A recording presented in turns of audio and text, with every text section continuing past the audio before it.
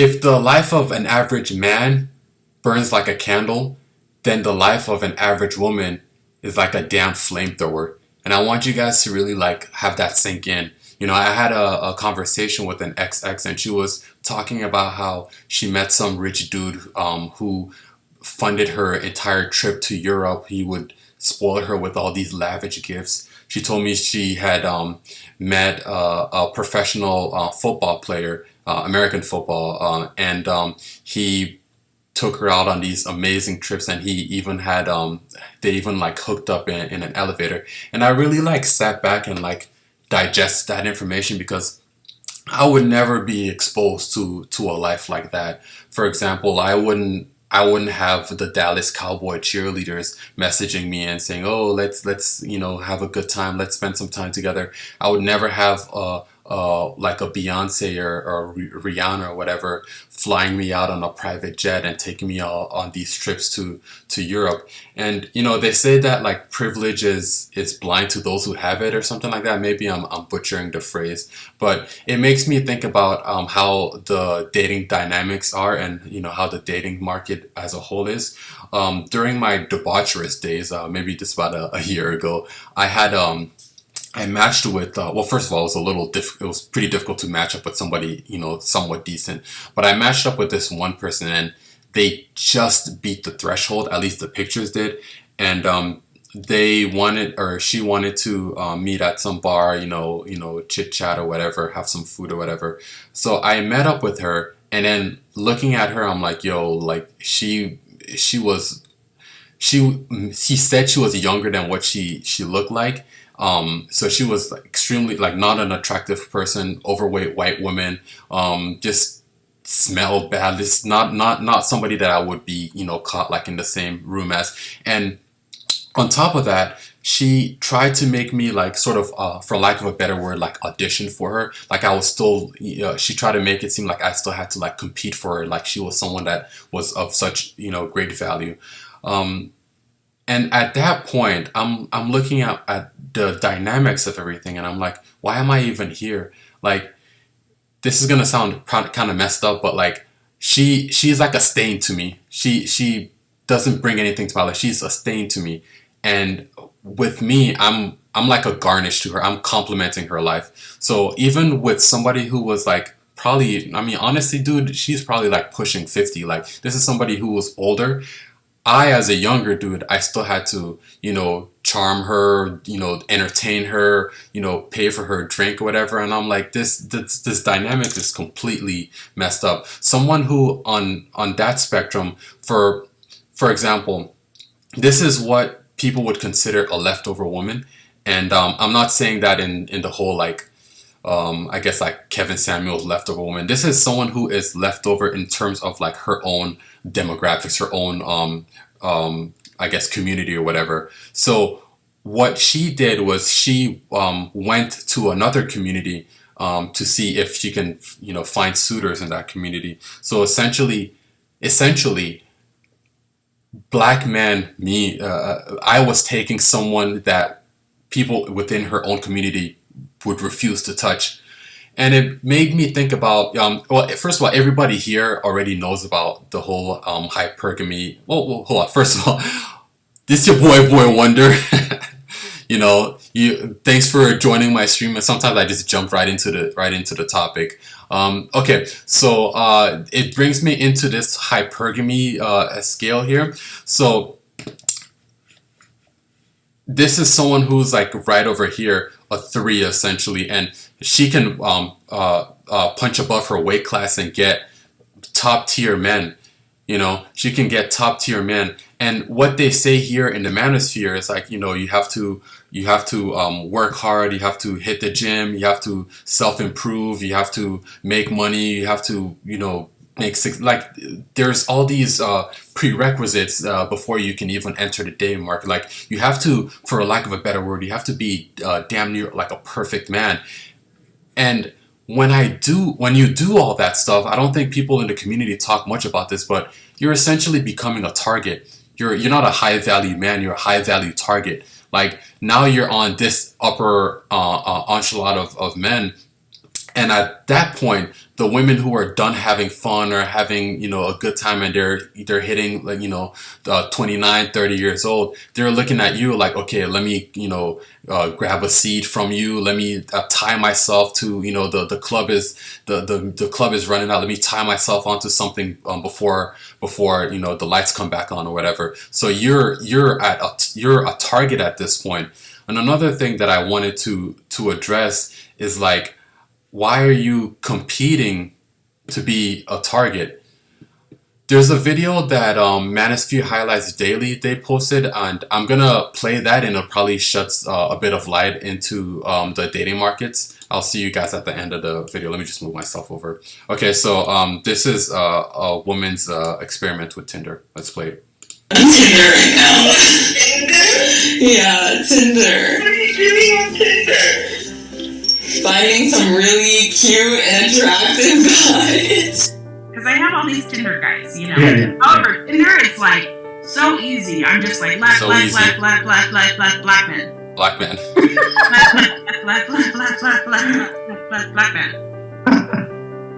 Black. That's all I do. It's very quick. It's very quick. It's easy for them. They could just go there and have like a whole buffet of whoever they want, and it's a simple task for them. For 7 years, I've been on Tinder in 2 countries. How many matches have you had? I knew what to say. 1,024 matches. 1,000 matches, and this person still couldn't find the right one. Yeah, I'm a bit of a Tinder expert.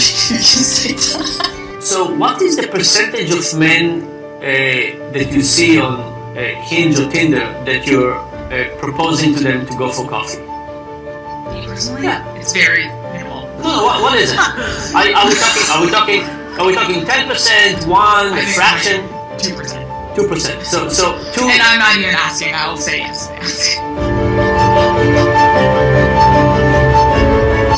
I wanted to bring back this chart here.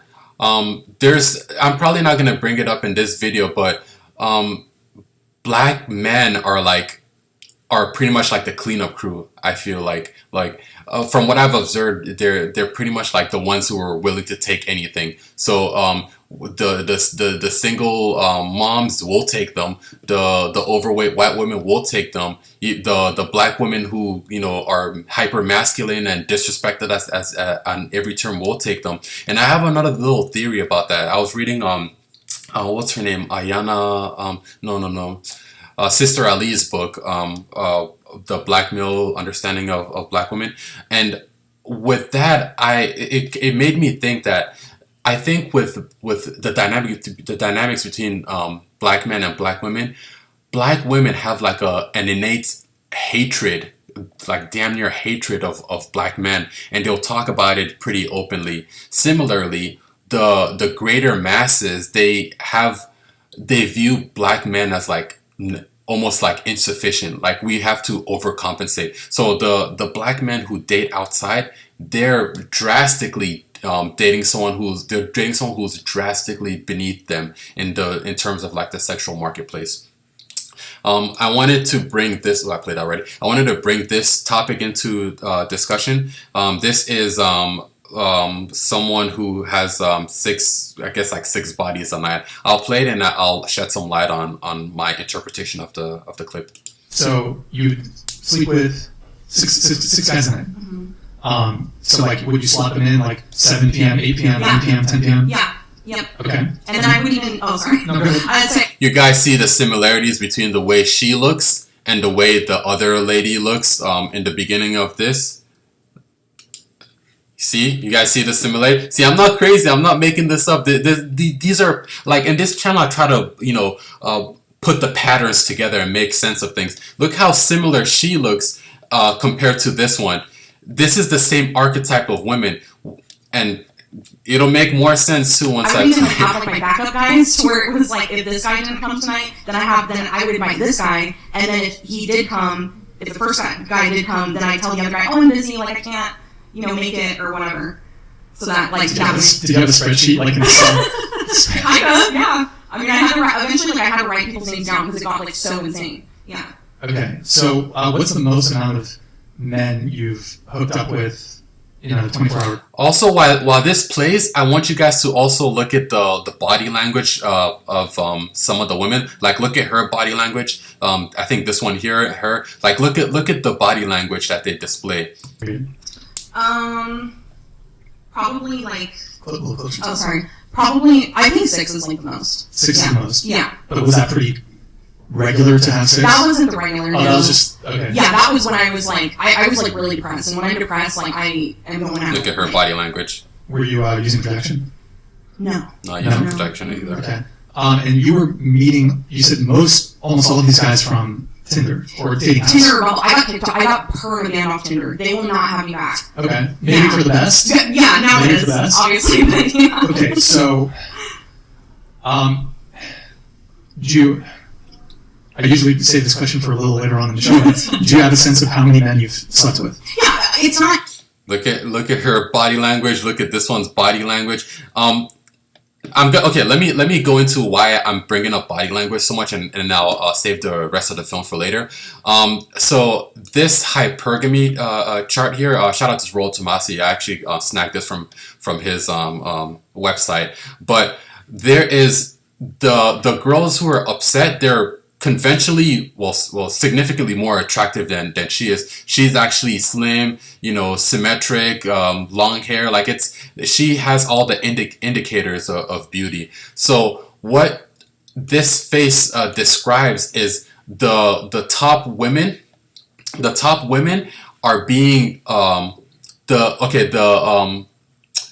attention is being taken by that girl who's like maybe like probably like a 4 or 5. So this girl right here, probably why they're looking at her like that, she is taking the attention, or women like her are taking all the attention from the top tier men who initially would have been her suitor. So in an ideal world, women will date across, maybe date one up, maybe date one down. It's fair, but no women would dare date someone who's on their level. They're gonna go way above, punch above their class. So this girl is out here taking the men that would be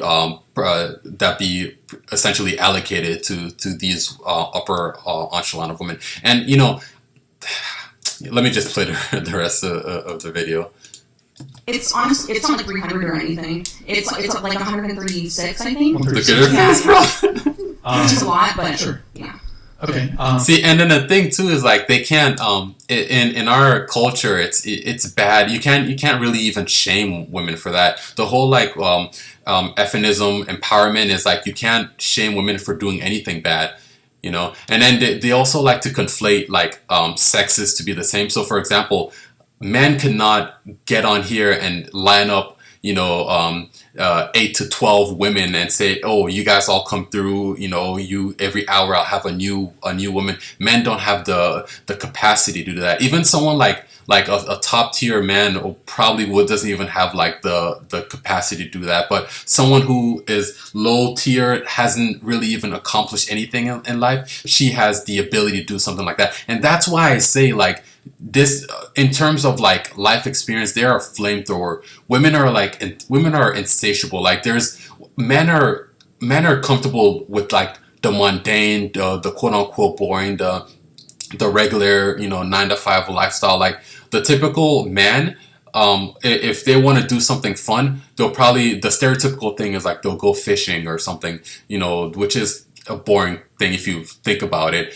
Typically men will go golfing. Again, something that's kind of boring if you think about it. Men will sit home and have a beer and then watch their games, which is typical. But if you were to have a woman there, she's not going to be happy doing that. She needs constant excitement. She doesn't want that count. She wants the flamethrower. She wants like, a hyper. She wants to go out. She wants to go shopping. These are like, what's viewed as like the stereotypical exceptional things for women to do. So, did you? I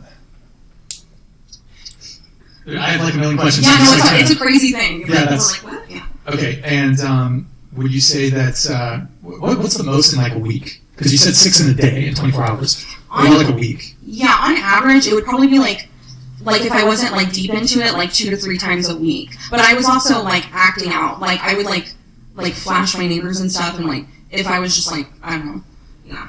She would do it because she's bored, and she would do it to get male attention. That's the key word in a lot of this conversation. Like let's go back to here. I know I keep referencing this.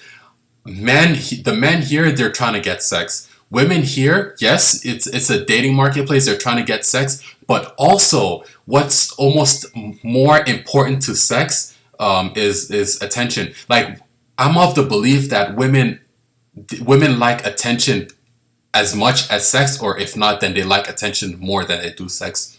And that's why she made that statement, is because, she flashed, I'm sure. Okay, she's not going to get sex out of that, but she will definitely get attention out of that. That guy, she just strung that guy on, and now that guy's going to go out of his way to, constantly give her attention. And maybe in his mind, he's like, oh, maybe I can get sex out of that situation. It's the same thing when you look at Instagram. Like these girls will post pictures of them bending over, bikini, whatever, and they're not doing that because they want to have, sex with all these men. They're doing that because they want the attention that comes from those men. Okay, flashing the neighbors. I feel like this can help people, so I get like weird talking about it, but I feel like if I talk about it, people, yeah. Sure, yeah.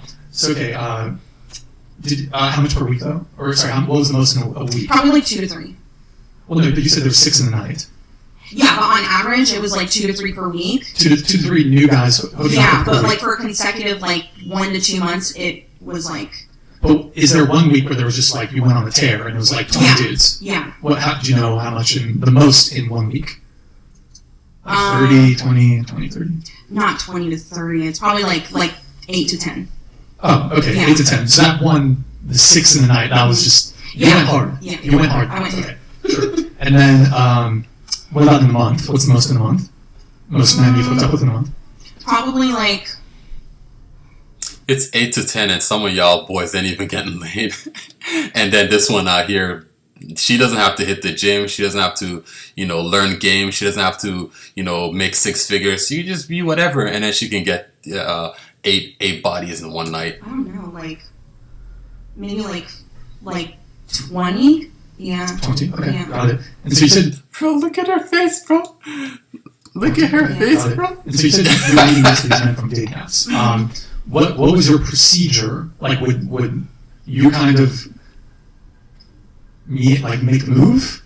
Because typically women don't need to make the move, but I mean to do 6 in the night, you're gonna have to put in some of the shit. Yeah, I would, and I like on average I was getting rejected probably more than the average woman because I was like putting myself out there. Sure. But it's like being a woman, it's very easily accessible. Sure. Just looking at have sex, so it was like I didn't really have to reach out most of the time. Okay, so during your peak, like none of them are going to like object to that, like because. They're all part of that hive mind. Like if I was to say, oh, you probably shouldn't, do this XYZ. Like I would be attacked on that panel. How dare you? You're this, you're this. Would you say that if you were so inclined, you could almost? By the way, is that a picture of Patrice O'Neill? I just noticed that. Oh, shout out to whatever podcast. Any given night, you could guarantee get a guy. Yeah. Like if you really wanted to, you could have sex with a new guy. Yeah, especially if I went to the bar. If you went to the bar, yeah, for sure. Okay, and was this all in? You said I bet you if you was to ask her, like, what race of men do you prefer? What race of men were there? She would have been like, oh, they're black guys, because y'all don't be having no type of standards sometimes, and me included, because I was like that too. I was out here like, doing my thing or whatever, but I'm not gonna stay here and change the whole what do you call it? Culture of things. I do what I can to not be the stereotypical black guy, but it is what it is. I just thought it was something Oregon? interesting. It was in Olympia, so I moved because Washington. Yeah. You moved because why? Because I was hooking up with everybody in the area, and Jesus. eventually I literally was out of control, and then eventually my best friend, I think she's watching right now, but I knew it was out of control when I accidentally I didn't know about it, but I hooked up with one of the guys she was talking to.